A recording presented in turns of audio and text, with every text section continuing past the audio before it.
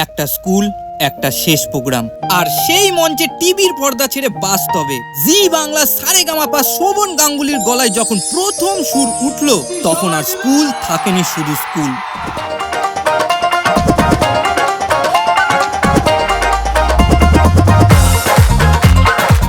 তো বুনিয়াদপুর থমকে গিয়েছিল এক মুহূর্তের জন্য। এটা কোনো শো না, এটাই বুনিয়াদপুরের নিজের চোখে দেখা একটা স্মৃতি। নাচ গান তো হবেই, কিন্তু তার আগে চলো শোভনদার কাছে দুটো কথা বলে নেওয়া যাক। বুনিয়াদপুরের ওপর দিয়ে বহু জায়গায় অনুষ্ঠান করতে গেছি, কারণ এটা হচ্ছে এমন একটা জায়গা যে উত্তরবঙ্গে যে কোনো জায়গায় যাওয়ার জন্য বুনিয়াদপুর হয়ে যেতে হয়। আমার মনে আছে সারেগামাপার পরপর আমার বালুরঘাটে এক অনুষ্ঠান ছিল, তখন বুনিয়াদপুর গিয়ে গেছি। আজ প্রায় 12-13 বছর কেটে গেছে, প্রথমবার বুনিয়াদপুরে এলাম অনুষ্ঠান করতে। তো আমাদের স্কুলের এই 25 বছরের উদযাপন, এই মাটিকে উদযাপন না করলে, শুধু নাচ করলে সেটা কোনোভাবেই পরিপূর্ণ হয় না। তো আমাদের বাংলার মাটির গান শুরু করা যাক, একটা ছোট্ট সেগমেন্ট তোমাদের জন্য। একসাথে সবাই মিলে এ প্রান্ত ও প্রান্ত একসাথে গাই। চল শুরু করা যাক। তারে ধরি ধরি মনে করি, ধরতে গেলে আর পেলে না। ধরি ধরি মনে করি, ধরতে গেলে আর পেলে না। দেখেছি দেখেছি রূপসাগরে মনে মানুষ কাঁচা সোনা।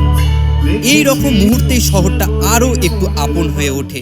তম্মা তম্মা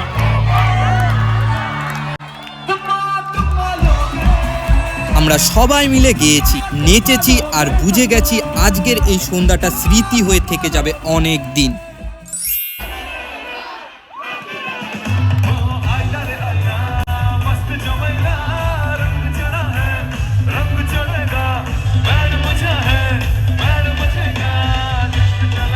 এই রকম আনন্দ, এই রকম গান, এই রকম ভিড় শুধু অনুষ্ঠান না, এটাই তো বুনিয়াদপুর। আর যারা এখানে এসে এই আনন্দটা নিজের চোখে দেখেছো, তাদের জন্য তো এটা আজীবনের স্মৃতি।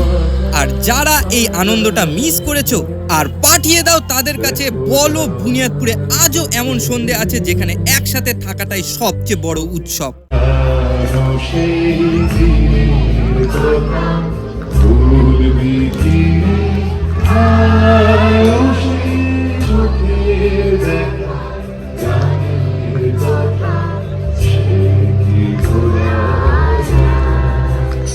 খুবই ভালো এখানকার মানুষজনের আতিথেয়তা, এবং ঠান্ডা প্রচুর পড়েছে।